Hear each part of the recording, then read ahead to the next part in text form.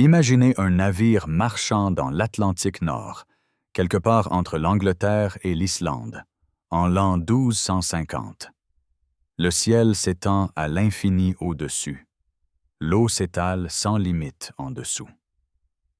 Il n'y a pas de satellite, pas de coordonnées GPS, pas de carte détaillée étalée sur une table de navigation. La côte la plus proche se trouve au-delà de l'horizon, invisible et inaccessible, sauf par l'habileté, la connaissance et la sagesse accumulées de générations. Pourtant, le navigateur du navire se tient à la proue avec une confiance tranquille, lisant dans les cieux et la mer des signes qui seraient invisibles à des yeux non exercés.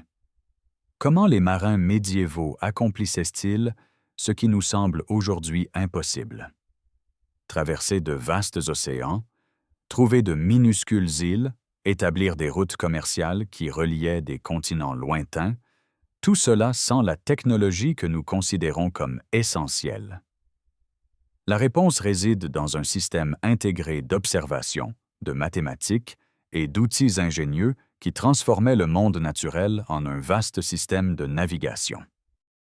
Dans cette vidéo, vous découvrirez 10 astuces de navigation ingénieuses que les marins médiévaux utilisaient pour traverser les océans sans carte ni instruments modernes.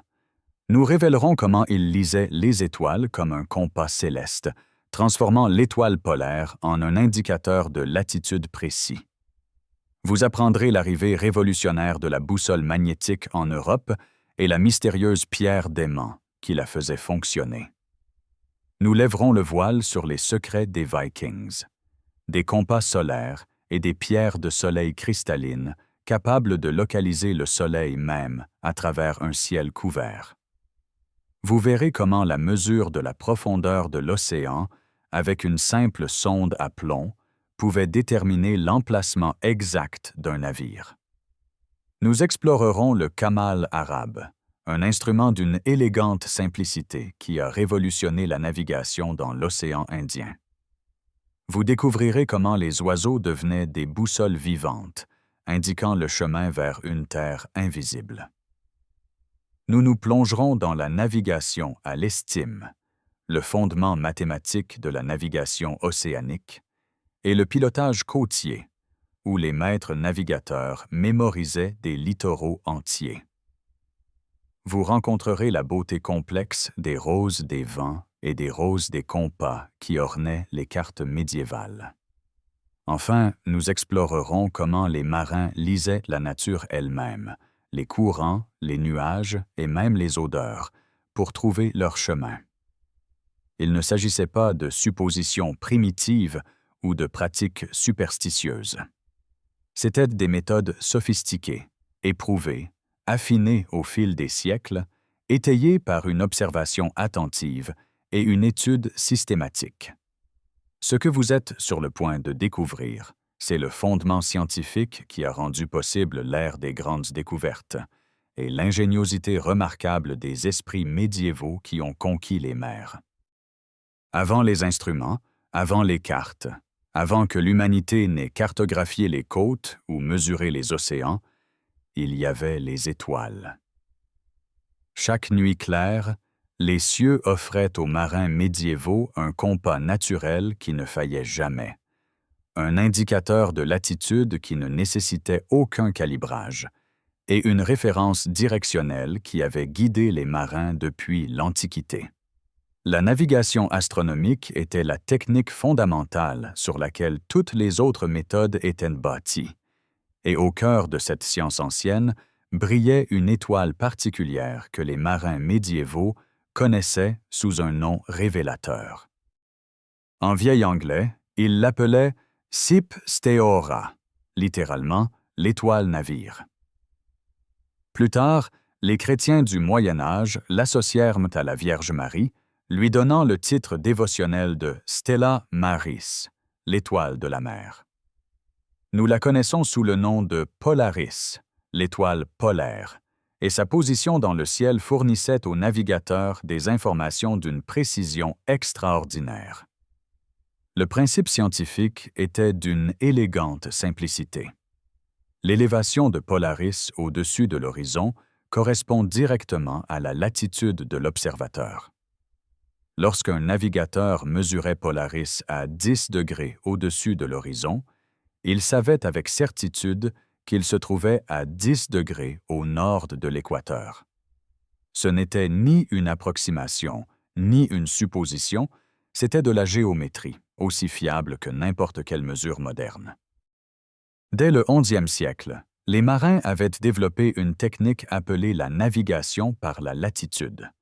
Au lieu d'essayer de naviguer directement vers une destination lointaine, une tâche presque impossible étant donné l'imprécision des instruments médiévaux et la déviation constante due au vent et au courant, les navigateurs naviguaient d'abord vers le nord ou le sud jusqu'à ce que Polaris atteigne l'élévation correspondant à la latitude de leur destination.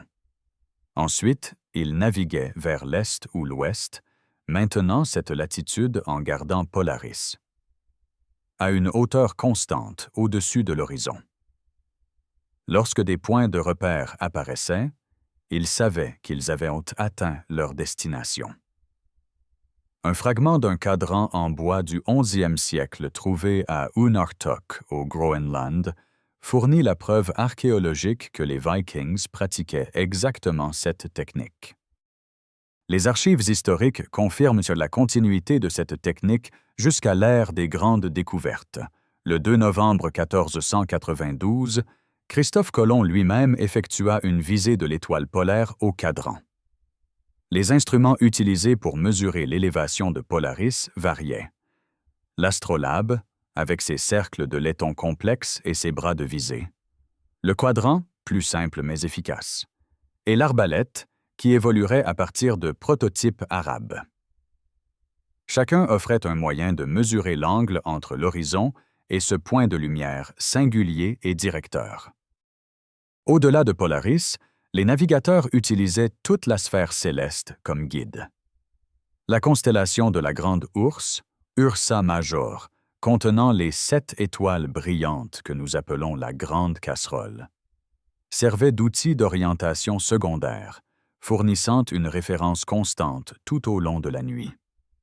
Les marins médiévaux mémorisaient les positions et les mouvements de ces étoiles circumpolaires, créant une carte mentale des cieux qui tournait de manière prévisible autour de Polaris. Pendant la journée, la position du Soleil fournissait des informations directionnelles, tandis que les phases et la position de la Lune ajoutaient une autre couche au système. Pourtant, la navigation astronomique avait ses limites. En dessous d'environ 8 ou 9 degrés de latitude nord, Polaris descendait trop près de l'horizon, obscurci par la brume atmosphérique et le soulèvement du navire. Les nuages pouvaient cacher les étoiles pendant des jours, voire des semaines, en particulier dans les latitudes nordiques souvent couvertes. Mais lorsque le ciel s'éclaircissait et que les étoiles apparaissaient, les marins médiévaux pouvaient déterminer leur position avec une précision remarquable, en n'utilisant que leurs yeux, des instruments simples et des principes mathématiques affinés au fil des millénaires. Nous découvrirons bientôt ce que faisaient ces navigateurs ingénieux lorsque les nuages masquaient leurs guides célestes. Entre 1180 et 1190, quelque chose d'extraordinaire arriva dans les eaux européennes. Un appareil qui allait transformer la navigation aussi profondément que n'importe quelle invention de l'histoire maritime. La boussole magnétique, née en Chine et ayant voyagé vers l'ouest par les réseaux commerciaux arabes, atteignit la Méditerranée et changea tout. La première mention écrite européenne apparut vers 1190, quand Alexandre Nekham en fit mention dans son ouvrage « De Naturis Rerum ». En un siècle, aucun marin sérieux ne s'aventurerait loin des côtes sans cet outil révolutionnaire. La boussole résolvait un problème qui tourmentait les marins depuis les débuts de la navigation. Alors que les étoiles fournissaient une excellente direction par nuit claire, un temps couvert, particulièrement courant dans l'Atlantique Nord et la mer du Nord, pouvait laisser les navires sans direction pendant des jours.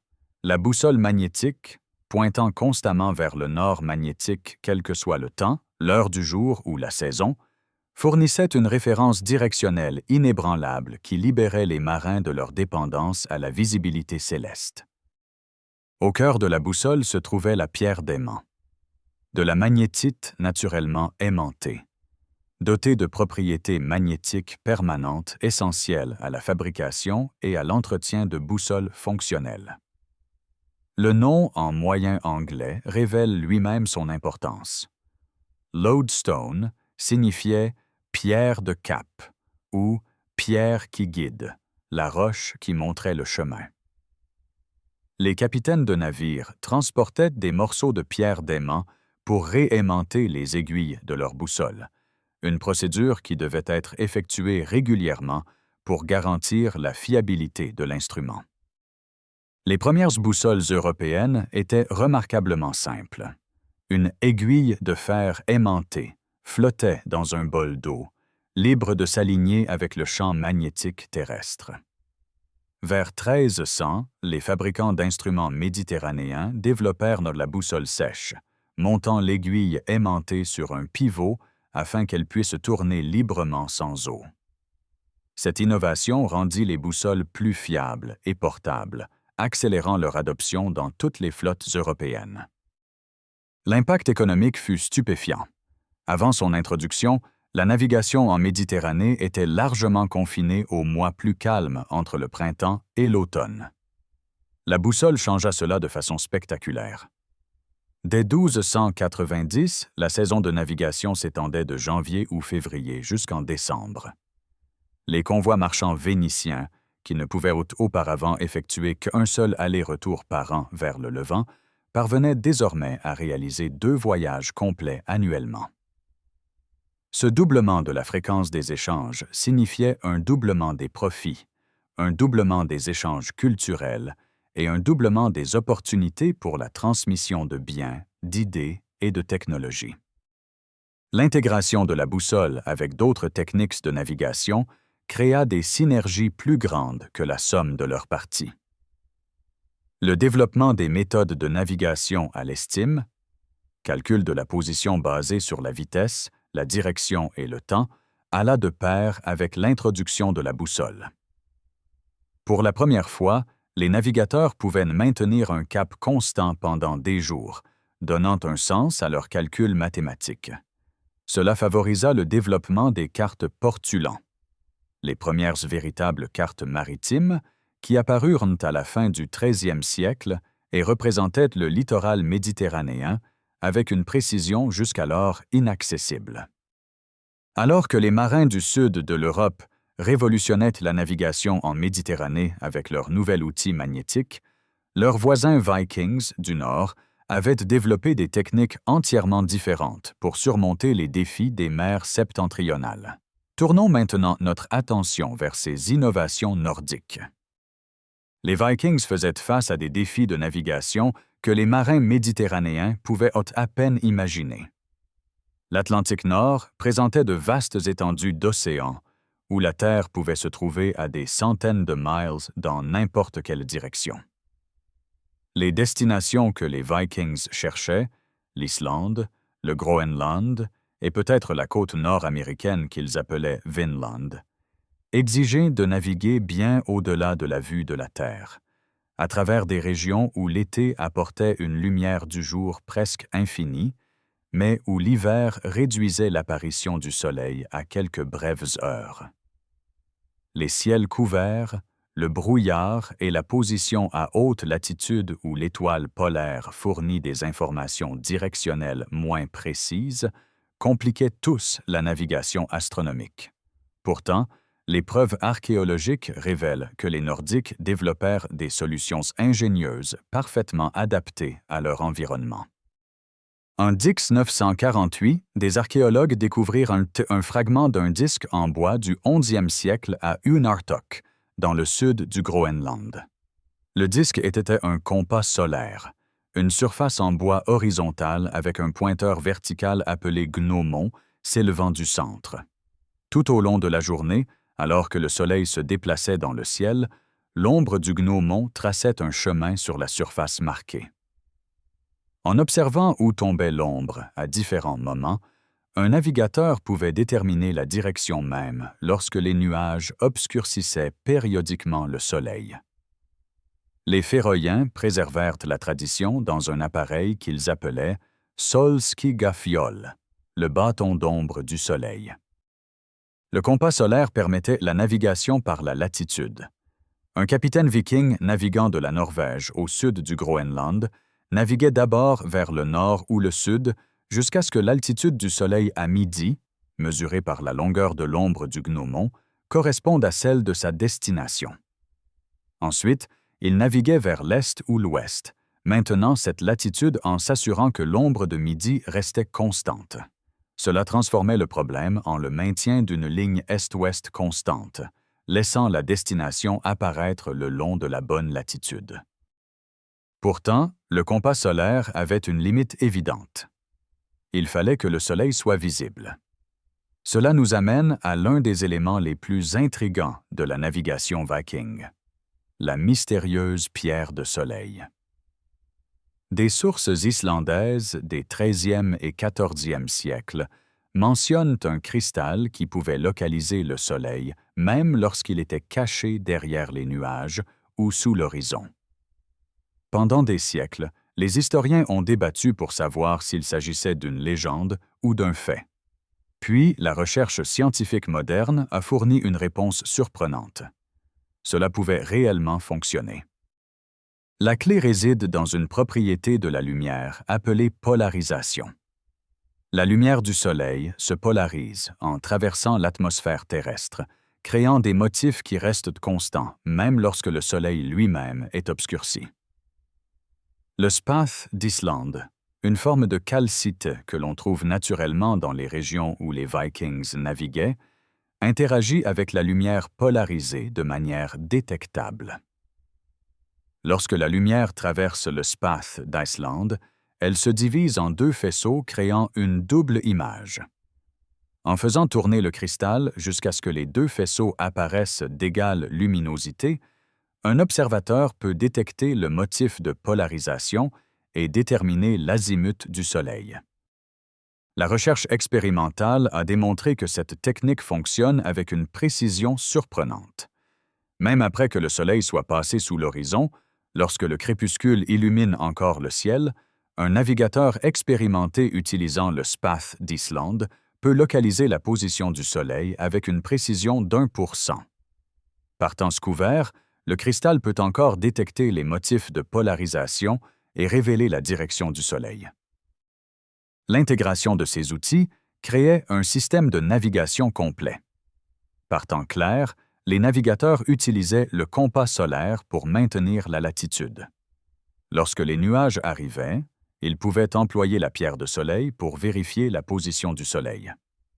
Pendant les longues périodes de crépuscule des étés nordiques, la combinaison offrait une capacité de navigation 24 heures sur 24. Ce système ne nécessitait pas la boussole magnétique, qui n'atteindrait le nord de l'Europe qu'à la fin du 12e siècle, des décennies ou des siècles après que les Vikings eurent établi des colonies en Islande et au Groenland. Les exploits rendus possibles par ces techniques étaient extraordinaires. Les voyages réguliers de la Norvège à l'Islande, environ 900 miles en haute mer, devinrent routiniers. Les preuves archéologiques de Lance aux Meadows à Terre-Neuve confirment que les Vikings ont atteint l'Amérique du Nord autour de l'an 1000. Tout cela a été accompli avec des compas solaires, de possibles pierres de soleil et des connaissances de navigation accumulées et transmises de génération en génération. Pendant que les Vikings perfectionnaient ces méthodes célestes et optiques, les marins méditerranéens développaient des outils tout aussi ingénieux pour un défi très différent. Dans un instant, nous découvrirons comment la mesure de ce qui se trouvait sous le navire pouvait révéler exactement où il se trouvait. Certains instruments de navigation étaient sophistiqués et coûteux. La sonde à plomb n'en faisait pas partie. Elle ne consistait en rien de plus qu'une longueur de corde avec un lourd poids en plomb à une extrémité et des marques graduées sur sa longueur. Pourtant, Cet outil simple était si essentiel que sa conception de base est restée pratiquement inchangée de l'époque romaine jusqu'à la fin du XIXe siècle. Pour les navigateurs de la mer du Nord, ce fut le seul aide-navire fiable pendant environ 1000 ans. La tapisserie de Bayeux, cette célèbre chronique du XIe siècle de l'invasion de l'Angleterre par Guillaume le Conquérant en 1066, représente des marins utilisant des sondes à plomb à l'approche de la côte anglaise. Les portulans médiévaux italiens spécifiaient d'entrer dans certains ports, à Tocco di Scandaglio, avec la sonde mesurant activement la profondeur. Au XIIIe siècle, la sonde à plomb était un équipement standard à bord de tout navire qui s'aventurait hors de vue de la Terre. Le poids en plomb était soigneusement conçu, généralement de forme conique pour minimiser la dérive due au courant, lui permettant de couler de manière relativement droite. Les marques sur la corde étaient standardisées en brasse, une brasse équivalent à 6 pieds. Un marin abaissant la sonde annonçait la profondeur à mesure que les intervalles marqués passaient entre ses mains. Ces sondages donnaient aux navigateurs des informations cruciales sur la position du navire. Les eaux côtières devenaient progressivement moins profondes à mesure que les navires approchaient de la terre. Certains chenaux entre les bancs de sable maintenaient des profondeurs constantes. Des vallées sous-marines créaient des passages plus profonds à travers des eaux autrement peu profondes. Pourtant, l'aspect vraiment ingénieux résidait dans un petit détail de construction. Le fond du poids en plomb était concave, creusé vers l'intérieur pour créer un espace vide. Avant de prendre un sondage, les marins remplissaient 7 coupes de suif, de la graisse animale fondue ou de graisse collante. Lorsque le plomb heurtait le fond marin, des particules se collaient à ce garnissage, ramenant des échantillons de ce qui se trouvait en dessous. Ces échantillons étaient examinés visuellement et remarquablement à l'odorat et même au goût. Différentes régions du fond marin avaient des compositions distinctives. Sable, boue, coquillages, gravier, argile, roche, chacune racontait sa propre histoire. Le sable pouvait être grossier ou fin, blanc ou foncé, mélangé à des fragments de coquillages ou purs. En mer du Nord, les pilotes expérimentés savaient que la matière organique dans le limon et les argiles dégageait du méthane avec des fractions sulfureuses piquantes. Une odeur distinctive signifiait un emplacement spécifique.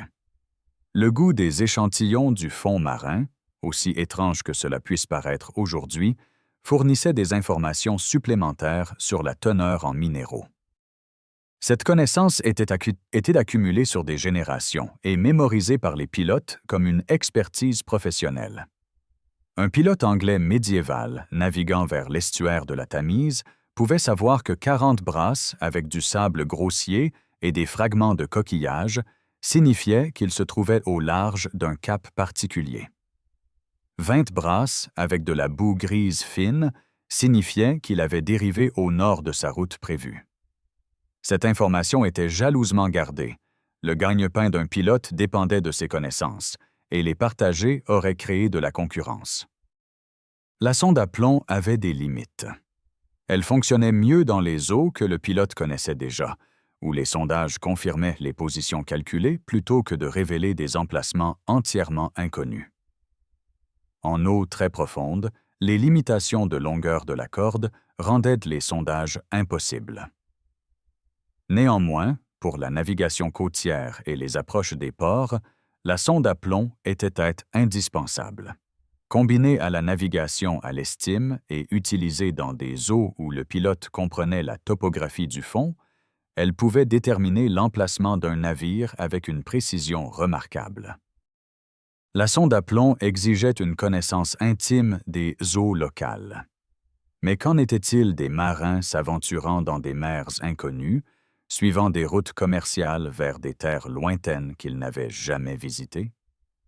Les navigateurs arabes avaient développé une solution élégante, et nous découvrirons bientôt comment une simple carte en bois a révolutionné la navigation dans l'océan Indien. À la fin du 9e siècle, les navigateurs arabes développèrent un instrument si simple qu'un enfant aurait pu en fabriquer un, mais si révolutionnaire qu'il transforma la navigation océanique. Le kamal, un mot signifiant guide ou perfection en arabe, ne consistait en rien de plus qu'une petite carte rectangulaire en bois, d'environ 2 pouces de long sur 1 pouce de large, avec une ficelle passée dans un trou en son centre. Le long de la ficelle, des nœuds étaient faits à des intervalles soigneusement mesurés.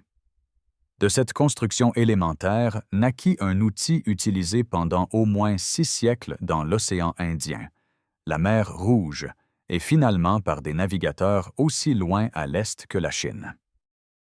L'importance révolutionnaire du kamal résidait dans ce qu'il permettait: la navigation quantitative. Avant cette innovation, la navigation était largement qualitative. Les marins savaient que certaines étoiles apparaissaient plus haut ou plus bas à différentes latitudes, mais ils n'avaient aucun moyen systématique de mesurer et d'enregistrer ces différences. Le kamal rendit la navigation par la latitude pratique et accessible. Un capitaine marchand arabe naviguant d'Aden à Calicut pouvait mesurer l'altitude de Polaris à Calicut, noter quel nœud correspondait à cette mesure, puis reproduire cette latitude exacte lors de son voyage de retour. C'était le premier pas vers la navigation en tant que science mathématique. L'utilisation du kamal était d'une élégante simplicité. Le navigateur tenait une extrémité de la ficelle entre ses dents, puis l'étirait loin de son corps, la tenant parallèle au sol. Il positionnait la carte en bois, de sorte que son bord supérieur s'aligne avec Polaris et son bord inférieur avec l'horizon. Le nœud actuellement entre ses dents lui indiquait sa latitude. Pour naviguer vers une destination à une latitude différente, il notait quel nœud correspondait à cet endroit, puis naviguait vers le nord ou le sud jusqu'à ce que ce nœud particulier atteigne ses dents lorsqu'il était correctement aligné. À partir de ce point, il naviguait vers l'est ou l'ouest, maintenant la même latitude jusqu'à ce que des points de repère indiquent qu'il avait atteint sa destination. Sa simplicité par rapport aux instruments contemporains comme l'astrolabe lui donnait des avantages significatifs. Un astrolabe était un instrument de précision coûteux, nécessitant un savoir-faire artisanal et une formation considérable pour être utilisé. Un kamal pouvait être fabriqué par n'importe qui avec un couteau, un morceau de bois et de la ficelle. Son utilisation ne nécessitait aucun calcul au-delà de se souvenir quel nœud correspondait à quel endroit. Cette démocratisation de la connaissance de la navigation eut des implications profondes pour les réseaux commerciaux maritimes arabes. Les preuves historiques confirment l'importance du kamal. Lorsque Vasco de Gama contourna l'Afrique en 1497 à 1498, cherchant une route maritime de l'Europe vers l'Inde, il employa un navigateur arabe qui utilisa un kamal pour guider la flotte à travers l'océan Indien.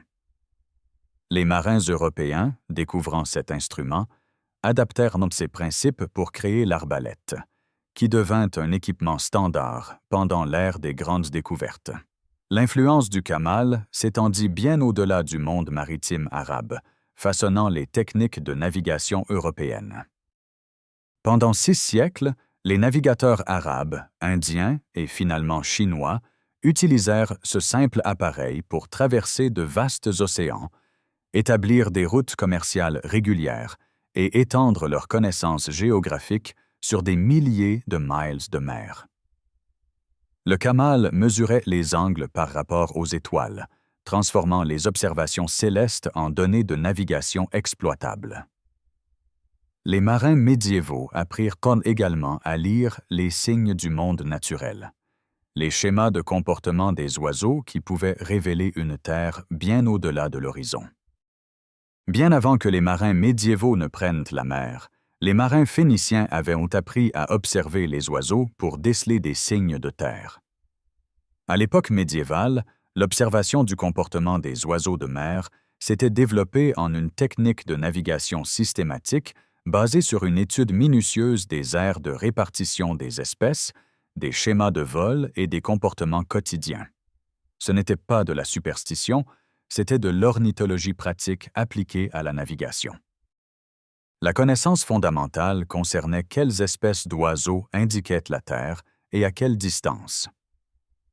Différentes espèces d'oiseaux de mer ont des aires de répartition très différentes par rapport au rivage. Les nodis bruns s'éloignent généralement d'environ 65 km de leur site de nidification, tandis que les sternes blanches du Pacifique peuvent parcourir près de 200 km depuis la côte pour se nourrir. Certaines espèces côtières s'aventurent rarement à plus de 20 miles de la Terre.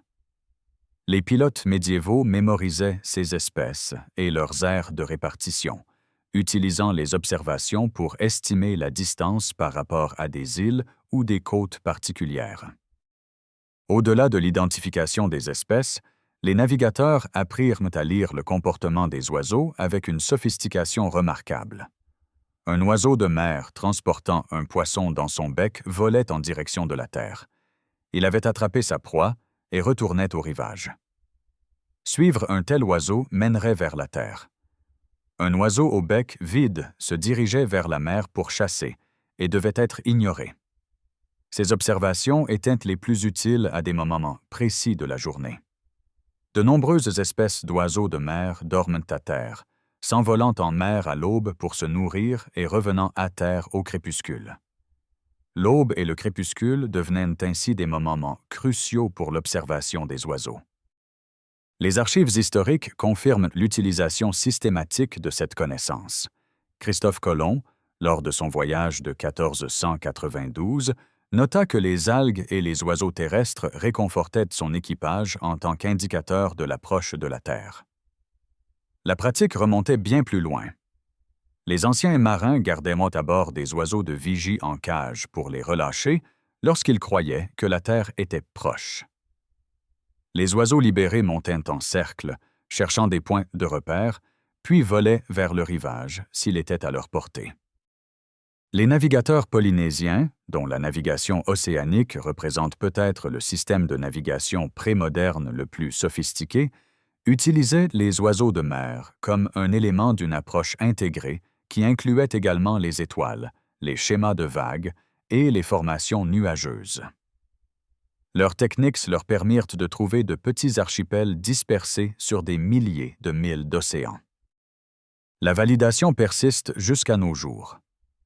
Les flottes de pêche au thon actuel utilisent des systèmes radars pour localiser les rassemblements d'oiseaux de mer se nourrissant de poissons appâts, sachant que les thons chassent les mêmes bancs par en dessous.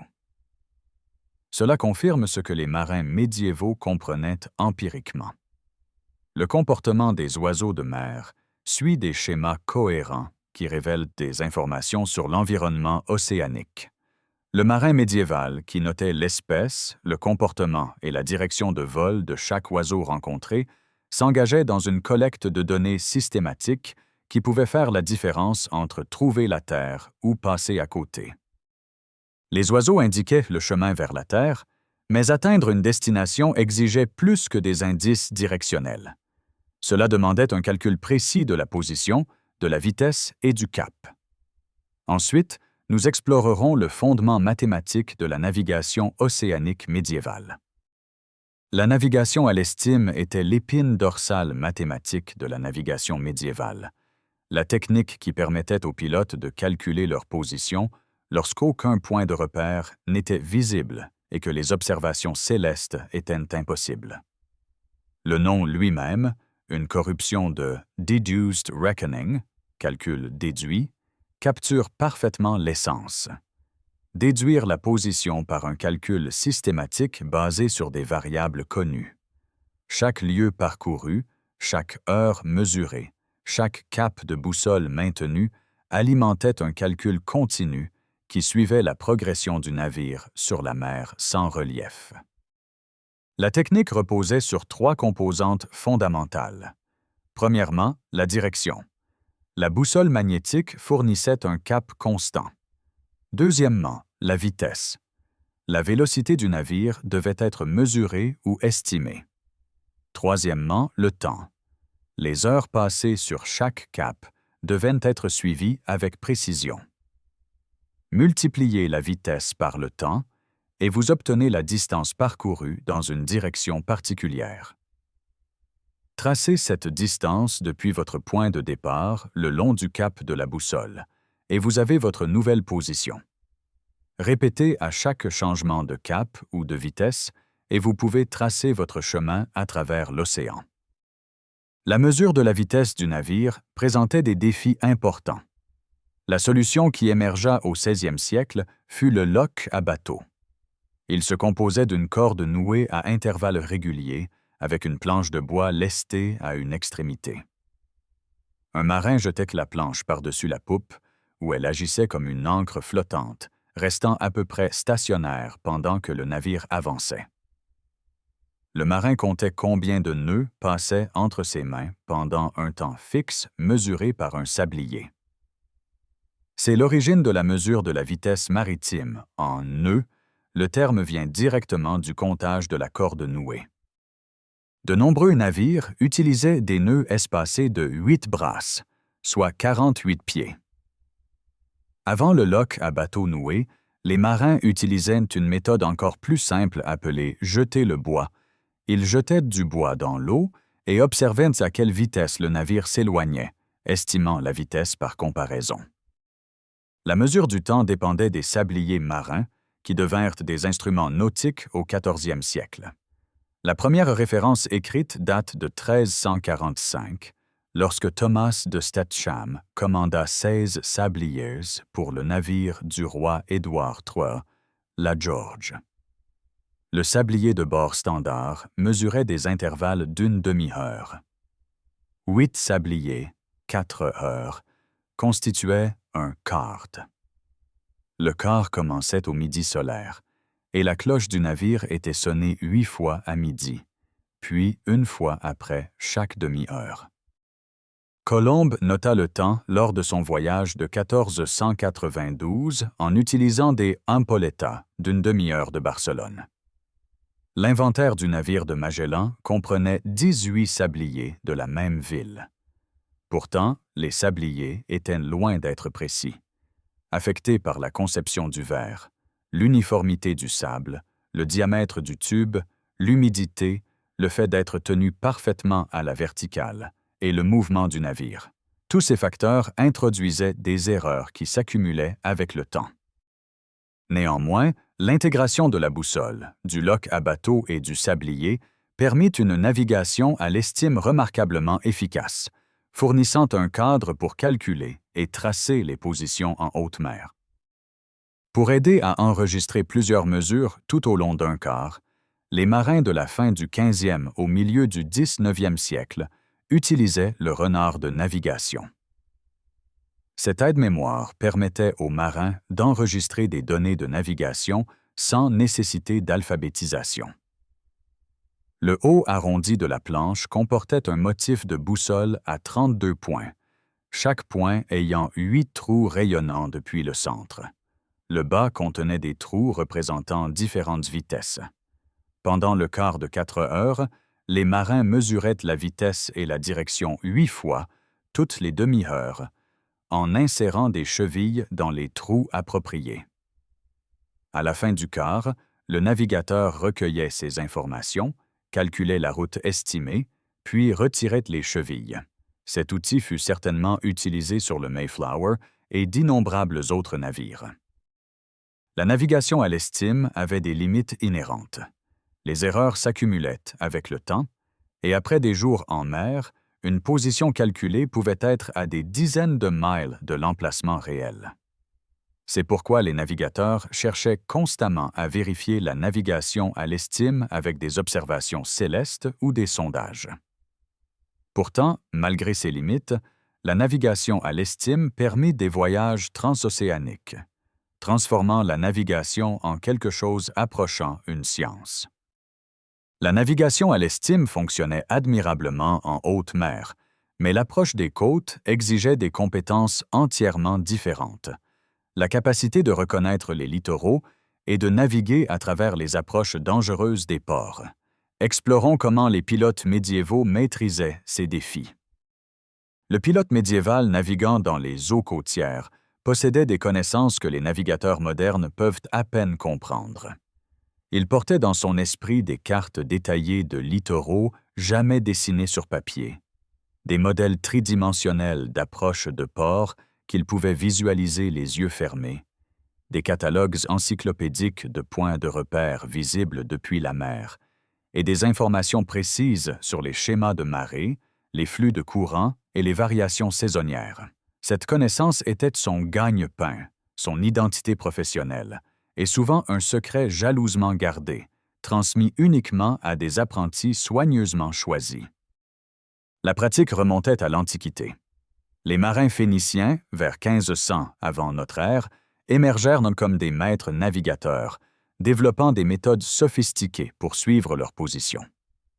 Vers 1200 avant notre ère, ils étaient la puissance maritime dominante, se fiant principalement au suivi des littoraux pendant la journée et s'aventurant rarement hors de vue de la terre. Les navigateurs grecs utilisaient des caractéristiques côtières proéminentes, des caps distinctifs, des temples construits sur des hauteurs, des sommets de montagnes visibles de loin en mer. Les marins européens médiévaux continuèrent et affinèrent ces techniques, préférant rester à portée de vue de la terre, même si cela signifiait un voyage plus long. Qu'est-ce qu'un maître pilote mémorisait exactement? Premièrement, des points de repère distinctifs. Clochers d'église, tours, fortifications, formations rocheuses inhabituelles, sommets de montagne. Chaque point de repère devait être reconnaissable à différentes distances et angles. Deuxièmement, les profils côtiers, la silhouette de la terre contre le ciel à différentes distances. Un littoral apparaissant comme 3 collines distinctes à 15 miles pouvait se fondre en une seule crête continue à 30 miles, puis disparaître sous l'horizon à 40 miles. Comprendre ces profils dépendant de la distance aidait les pilotes à estimer à quelle distance ils se trouvaient au large. Les schémas de marée étaient cruciaux. Le vénérable Bede, un moine anglais à Jarrow, fut le premier Européen à noter la relation entre la Lune et les marées dans son ouvrage « Le calcul du temps », écrit en 725 de notre ère, montrant que le rythme bi-quotidien des marées est lié à la Lune et que le cycle mensuel lunaire des marées de vive eau et de morte eau est également lié à la position de la Lune. Les érudits islamiques contribuèrent également à la théorie des marées basée sur le cycle lunaire. Les pilotes devaient savoir où les marées étaient assez fortes pour affecter la navigation, quand les marées hautes et basses se produisaient, et comment les courants de marée changeaient tout au long du mois lunaire. Cela déterminait quand les navires pouvaient entrer en toute sécurité dans les ports et quels chenaux étaient navigables. Les schémas de courant ajoutaient une autre couche. Les variations saisonnières signifiaient que les courants pouvaient s'écouler dans une direction en été et une autre en hiver. Les pilotes apprenaient à reconnaître les indicateurs visuels. Les changements de couleur de l'eau, marquant les frontières entre les masses d'eau, le mouvement des débris flottants, les subtiles différences de température ressenties à la main. La profondeur de l'eau, le long des approches de port, était mémorisée avec la composition du fond marin grâce au sondage à la sonde à plomb. Un pilote approchant de Bristol pouvait savoir que 30 brasses avec de la boue grise signifiait qu'il était à 10 miles au large sur un relèvement particulier. Cette base de données mentale de sondage et d'échantillons de fond fonctionnait comme une carte sous-marine, invisible mais précisément connue. Avant le XIVe siècle, lorsque les cartes nautiques commencèrent à apparaître, cette connaissance mémorisée était la principale réserve d'informations géographiques. Certains pilotes gardaient des notes écrites, précurseurs des instructions nautiques imprimées, mais celles-ci étaient rares et précieuses. Les instructions nautiques écrites qui ont survécu furent appelées « routiers » du français « routier », bien que les Portugais les appelaient « roteiros » et les Italiens utilisaient « portolano ». Ces manuels de marins décrivaient les littoraux, listaient les ports et les approches, identifiaient les îles et les chéneaux, expliquaient les schémas de marée, cataloguaient les points de repère, avertissaient des récifs et des hauts fonds, et incluaient des tables astronomiques. L'exemple le plus complet qui nous soit parvenu est « Il compasso da navigar », écrit vers 1250 et publié à Gênes en 1296. Il représente la codification des connaissances accumulées des pilotes, la transformation de la tradition orale en référence écrite. Pourtant, même après que les routiers furent disponibles, les pilotes les traitaient comme des aides-mémoires plutôt que comme des références complètes. La connaissance vivante dans l'esprit d'un pilote expérimenté restait supérieure à tout ce qui était écrit. Lorsque les cartes portulans émergèrent à la fin du XIIIe siècle, elles ne remplacèrent pas les routiers, mais les complétèrent. La carte pisane, datant d'approximativement 1290, est la plus ancienne carte portulan conservée.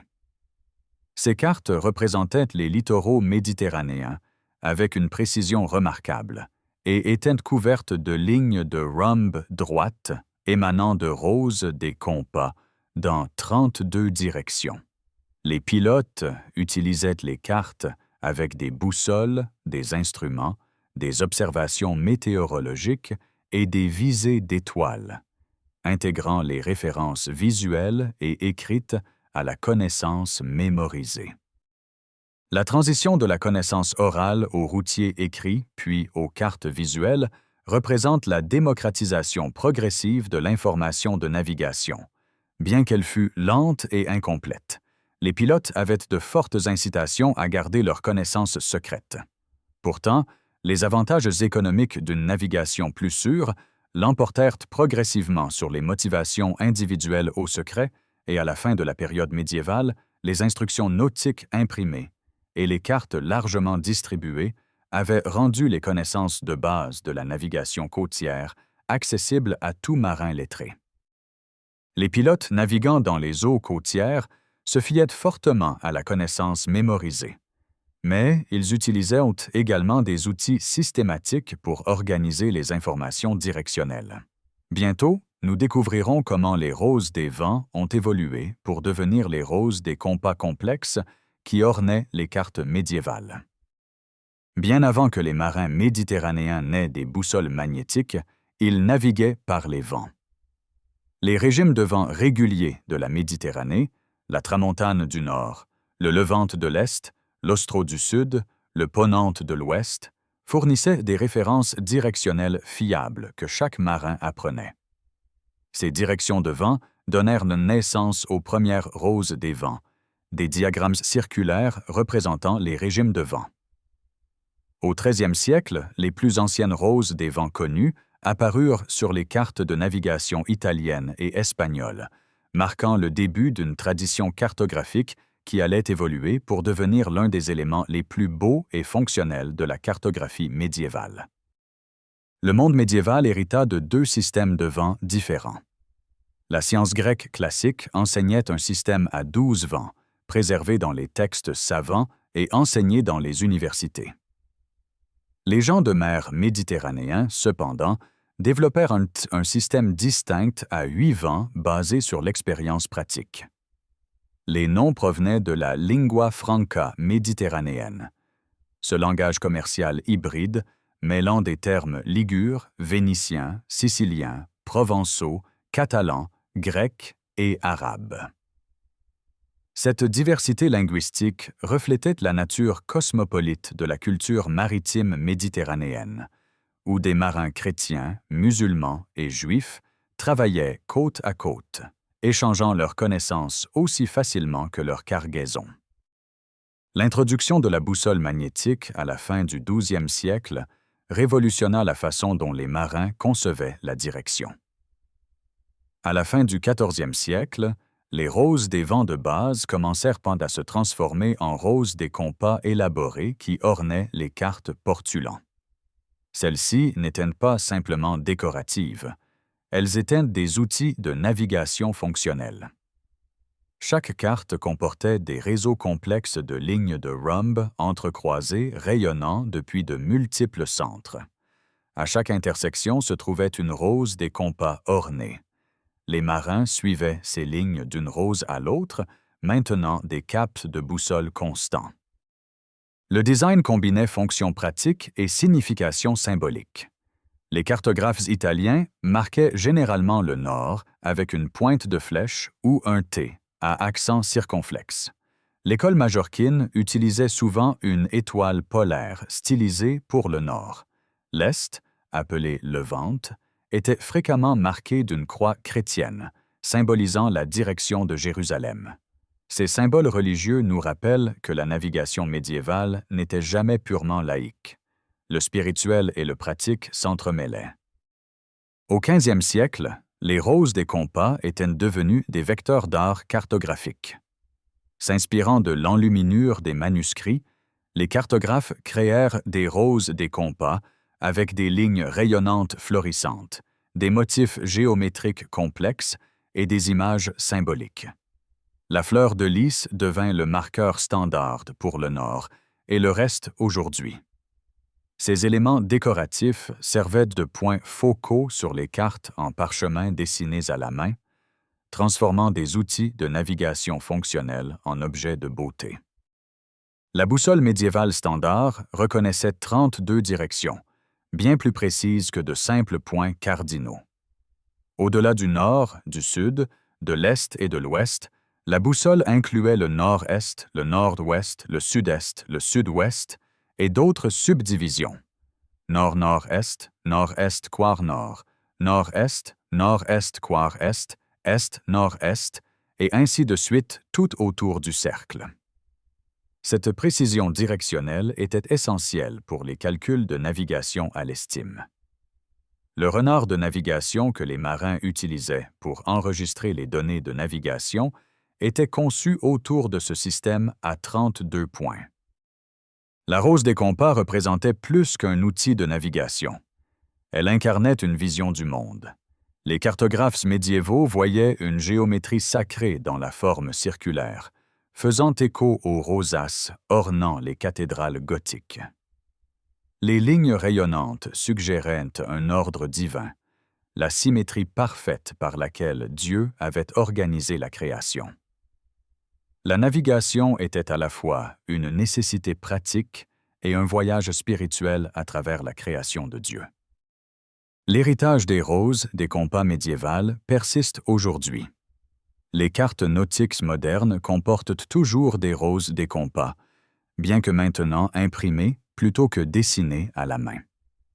Le design de base, un diagramme circulaire avec des lignes rayonnantes indiquant les directions, avec le nord marqué par un symbole distinctif, reste inchangé depuis 7 siècles. La fleur de lys marque toujours le nord sur d'innombrables cartes et boîtiers de boussole. Lorsque les marins modernes tracent des routes ou prennent des relèvements, ils utilisent des principes de conception et un langage symbolique hérité directement des cartographes méditerranéens médiévaux qui ont été les premiers à synthétiser la connaissance des vents, la technologie de la boussole magnétique et la tradition artistique en un outil de navigation fonctionnelle. Ces cartes et instruments sophistiqués étaient des réalisations impressionnantes, mais les marins médiévaux se fiaient également à des indicateurs plus simples, plus primaires, tirés directement du monde naturel. Nous allons maintenant découvrir comment ils lisaient l'océan lui-même. Les marins médiévaux étaient des scientifiques naturels au sens le plus littéral du terme. Ils étudiaient la nature avec un soin systématique. constituant des corpus de connaissances complets basés sur une observation patiente. Ils utilisaient leurs 5 sens. La vue pour observer les courants et les nuages, l'ouïe pour détecter les brisants lointains, le toucher pour sentir le vent et la température de l'eau, et même l'odorat et le goût pour identifier leur position à partir d'échantillons du fond marin. Cette approche multisensorielle n'était pas de la superstition, c'était une connaissance empirique testée au cours de milliers de voyages et affinée au fil des générations. Les courants océaniques fournissaient des informations de navigation cruciales. Les changements de couleur de l'eau indiquaient les frontières entre différentes masses d'eau, chacune ayant des schémas de courant caractéristiques. Les débris flottants, algues, bois flottés, tout ce qui se trouvait à la surface, révélait la direction et la vitesse approximative du courant. La température de l'eau, évaluée en plongeant une main dans la mer, changeait notablement aux frontières des courants. Des sources arabes médiévales décrivaient des courants de surface s'inversant saisonnièrement dans l'océan Indien. Les navigateurs polynésiens utilisaient les courants comme des points de repère, des phénomènes fiables et fixes en localisation qui pouvaient en être intégrés dans des systèmes de navigation mentaux. L'application pratique était simple mais essentielle. Un navire faisant 6 nœuds en eau calme pouvait en réalité se déplacer à 8 nœuds par rapport au fond si un courant favorable ajoutait 2 nœuds ou seulement à 4 nœuds si un courant contraire en soustrayait 2. Cette différence s'accumulait de manière spectaculaire au fil des heures et des jours. Les calculs de navigation à l'estime devaient tenir compte des effets des courants, sinon les positions divergeraient rapidement de la réalité. Les pilotes apprenaient les schémas de courant typiques le long de leur route et ajustaient leurs calculs en conséquence. Les formations nuageuses fournissaient à la fois des informations directionnelles et des prévisions météorologiques. Tout au long de la période médiévale, les météorologiques d'Aristote, écrits au IVe siècle avant notre ère, restèrent l'autorité principale sur les phénomènes atmosphériques. Les astrométéorologues médiévaux observaient les nuages, les rayons du soleil et le comportement des oiseaux pour prédire les changements météorologiques. Pour la navigation, certains schémas nuageux révélaient de la présence de terre au-delà de l'horizon. Les navigateurs polynésiens notaient que les nuages étaient attirés vers la Terre en formation distinctive en V, causée par la réflexion de la chaleur des îles créant des courants ascendants. De subtils changements de couleur des nuages, une teinte verdâtre au-dessus des lagons, une teinte plus dorée au-dessus des îles sablonneuses, indiquaient différentes formes de relief en dessous. L'odorat jouait un rôle qui semble presque incroyable aux navigateurs modernes. Lorsque les sondages à la sonde à plomb ramenaient des échantillons du fond marin, les pilotes les examinaient à l'odorat aussi bien qu'à la vue. La matière organique dans le limon et les argiles libérait du méthane avec des fractions sulfureuses piquantes. L'odeur distinctive de certains types de fonds était aussi fiable que l'apparence visuelle. Cette technique était particulièrement utilisée dans la navigation en mer du Nord. Au-delà des échantillons du fond marin, l'odeur de la terre elle-même pouvait être détectée à des distances surprenantes. La végétation, les feux de cuisine, les marais, les algues exposées à marée basse, chacun portait des odeurs distinctives que les vents dominants pouvaient transporter à des miles au large. Un pilote approchant d'une côte familière pouvait littéralement sentir son chemin jusqu'à l'atterrissage. Les algues servaient à de multiples fins de navigation. Leur présence suggérait la proximité du rivage, car la plupart des espèces poussaient dans des eaux côtières relativement peu profondes. La densité des bancs d'algues pouvait indiquer la distance de la Terre.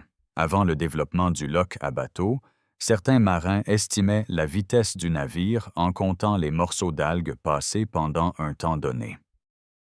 Les marins médiévaux cartographiaient mentalement certains phénomènes naturels, fixe tout comme ils mémorisaient les points de repère. Les forêts de Varetch s'ancraient souvent à des formations rocheuses sous-marines spécifiques, créant des marqueurs fiables. Des bancs de méduses pouvaient habiter des régions particulières, saison après saison. Des rassemblements de poissons volants apparaissaient dans des zones prévisibles. Les groupes de baleines suivaient parfois des routes de migration cohérentes. Toutes ces caractéristiques océaniques naturelles devenaient des points de cheminement dans des cartes mentales. Le son fournissait encore un autre sens améliorant la navigation. Le rugissement distinctif de la mer se brisant contre les rivages rocheux pouvait être entendu avant que le littoral ne devienne visible, ce qui était crucial à l'approche de la terre dans le brouillard. Différentes côtes produisaient différentes signatures acoustiques. Les vagues se brisant sur les plages de galets sonnaient différemment du ressac contre les rochers, qui différait des brisants sur les rivages sablonneux. Dans les approches de port, le sondage par écho fournissait des informations de profondeur rudimentaire. Un cri ou un coup de corne résonnait en écho sur les falaises ou les murs du port voisin, le délai indiquant la distance approximative. L'intégration de ces techniques d'observation naturelle avec les instruments et les méthodes que nous avons explorées créait un système de navigation complet et redondant.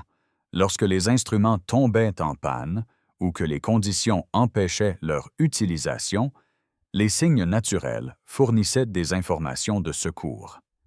Lorsque les indicateurs naturels étaient ambigus, les instruments pouvaient lever l'incertitude. Un navigateur médiéval compétent combinait les observations célestes avec la navigation à l'estime, vérifiait les deux avec des sondages et des points de repère lorsque c'était possible, utilisait les indicateurs naturels pour informer toutes ces méthodes, et maintenait un modèle mental continu de sa position en intégrant toutes les sources d'informations disponibles. La compréhension médiévale des raisons pour lesquelles ces phénomènes naturels se produisaient était souvent incorrecte selon les normes scientifiques modernes. Ils ne comprenaient pas l'effet de Coriolis influençant les courants océaniques, ni la physique de la polarisation de la lumière, ni les mécanismes précis de formation du temps.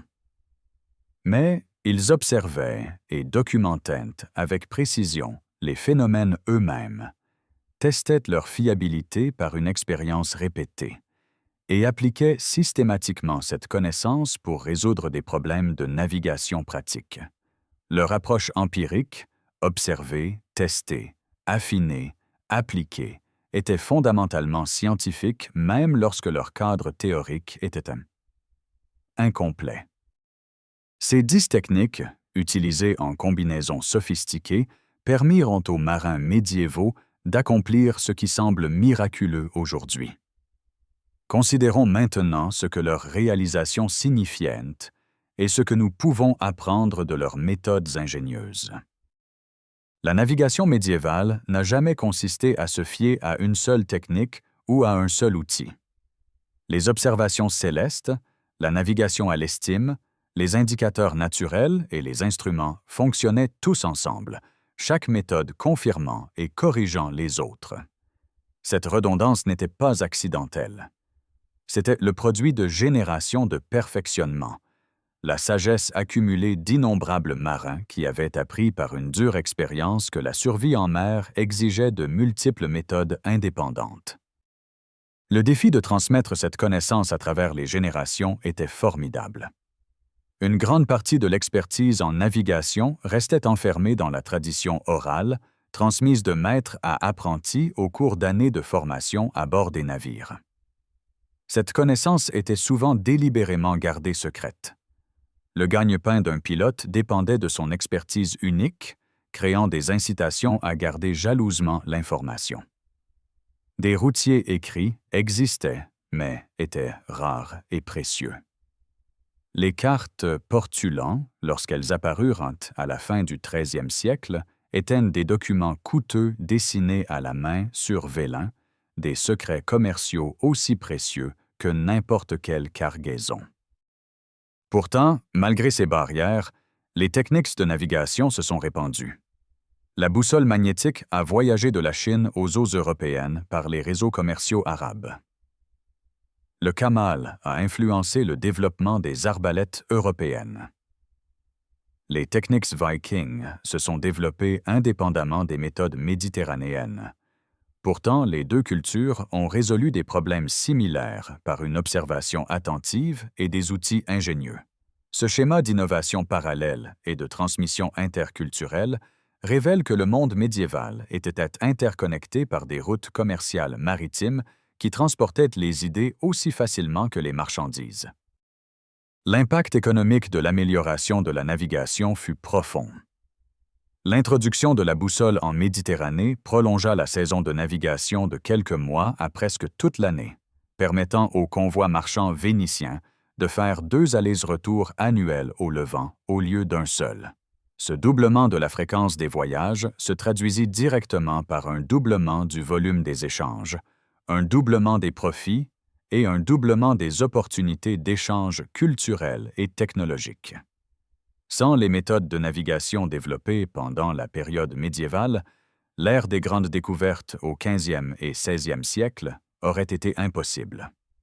Colomb, Magellan, de Gama et d'autres explorateurs célèbres se sont tous appuyés sur des instruments, des techniques et des connaissances accumulées héritées directement des navigateurs médiévaux. En regardant en arrière d'un point de vue moderne, il est frappant de constater à quel point la navigation médiévale était sophistiquée. Nous nous fions à des satellites GPS fournissant une précision de position à quelques mètres près, à des traceurs de cartes électroniques affichant notre position en temps réel, à des sondeurs de profondeur révélant instantanément ce qui se trouve sous nous. Pourtant, les principes fondamentaux sous-jacents à la navigation restent inchangés. Déterminer sa position nécessite de connaître la direction, la vitesse et le temps. Vérifier sa position nécessite des références externes. Planifier des routes nécessite de comprendre les conditions environnementales comme les courants, les vents et la météo. Les marins médiévaux résolvaient ces mêmes problèmes avec des outils différents. À certains égards, leurs compétences d'observation dépassaient de loin celles des navigateurs modernes. Le marin moderne moyen pourrait-il naviguer sans électronique? La plupart ne le pourraient pas. Ils ont perdu des compétences autrefois considérées comme une compétence de base en mer. Un marin médiéval transporté sur un navire moderne serait étonné par la technologie, mais comprendrait immédiatement les fondamentaux. Que la navigation consiste à savoir où vous êtes, où vous allez et comment y arriver. Que les systèmes de secours sont essentiels. Que l'observation de l'environnement reste cruciale malgré les aides technologiques. Un navigateur moderne transporté sur un navire médiéval serait probablement impuissant, incapable d'estimer la vitesse en observant l'eau s'écouler le long de la coque, incapable d'identifier Polaris parmi des milliers d'étoiles visibles sans pollution lumineuse, incapable d'interpréter des échantillons du fond marin, incapable de naviguer par des méthodes que nos ancêtres considéraient comme élémentaires. Ce que nous avons gagné en précision et en commodité, nous l'avons peut-être perdu en compréhension. Les navigateurs modernes utilisent des outils sans nécessairement comprendre les principes qu'ils incarnent. Les navigateurs médiévaux, manquant d'instruments de précision, devaient comprendre leur environnement de manière profonde et personnelle. Les systèmes de secours sur les navires modernes, les cartes papier emportées en cas de défaillance des traceurs électroniques, les boussoles magnétiques installées même sur les navires équipés de plusieurs récepteurs GPS font écho à la pratique médiévale de la redondance, à la sagesse selon laquelle aucune méthode unique ne doit être entièrement fiable. Remarquablement, certains marins modernes redécouvrent ces compétences de navigation traditionnelles. Les règles des courses au large exigent parfois une capacité de navigation astronomique. La formation à la survie enseigne la navigation astronomique avec des sextants.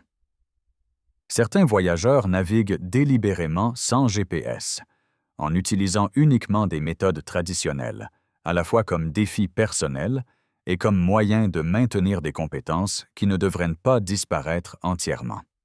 Ces pratiques reconnaissent ce que les marins médiévaux savaient intuitivement, que comprendre comment naviguer par l'observation, le calcul et les phénomènes naturels ne représente pas une ignorance primitive, mais une connaissance sophistiquée qui mérite d'être préservée. L'élément humain dans la navigation médiévale mérite d'être souligné. Devenir un maître pilote exigeait des années de formation, combinant de multiples compétences que peu de gens pouvaient maîtriser pleinement. Les compétences physiques comprenaient la lecture de la sensation de la houle, l'interprétation du son et de l'apparence des mers, le jugement de la vitesse et de la direction du vent, et le maintien de l'équilibre à bord d'un navire qui tangue tout en prenant des visées.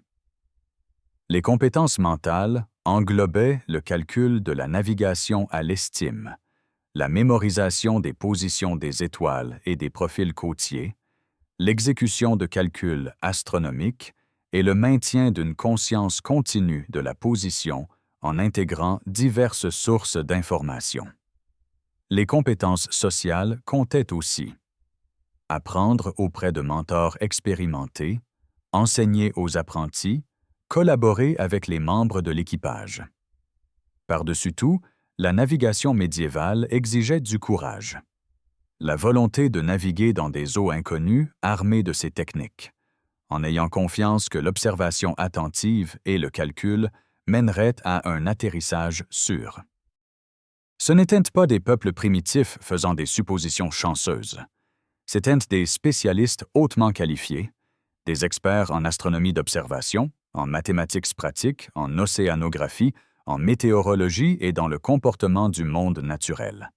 Leur intégration sophistiquée de multiples méthodes de navigation leur a permis de traverser les océans, d'établir des routes commerciales s'étendant sur des milliers de miles et de connecter des civilisations lointaines des siècles avant l'ère moderne. Que pouvons-nous apprendre de la navigation médiévale aujourd'hui? Peut-être l'importance de l'observation dans notre ère saturée de technologie, où nous nous sommes habitués à accepter des informations provenant d'écrans sans nous demander comment elles sont dérivées ou si elles pourraient en être erronées. La valeur des systèmes redondants qui fournissent un secours lorsque les méthodes principales échouent. L'avantage de comprendre les principes plutôt que de simplement utiliser des outils, de sorte que lorsque les outils se cassent ou deviennent indisponibles, nous ne soyons pas laissés impuissants. Les récompenses de la conscience environnementale, de l'observation réelle du monde qui nous entoure, plutôt que de tout filtrer par la médiation technologique. Les avantages de la coopération internationale et de l'échange de connaissances, comme les marins médiévaux de différentes cultures partageaient des techniques qui profitaient à tous.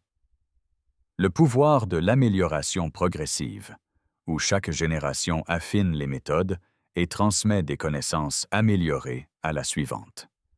Et la reconnaissance que des solutions simples peuvent être élégantes et efficaces, qu'une carte en bois sur une ficelle peut révolutionner la navigation océanique, que l'observation des oiseaux peut révéler une terre invisible, qu'un poids en plomb sur une corde peut déterminer un emplacement.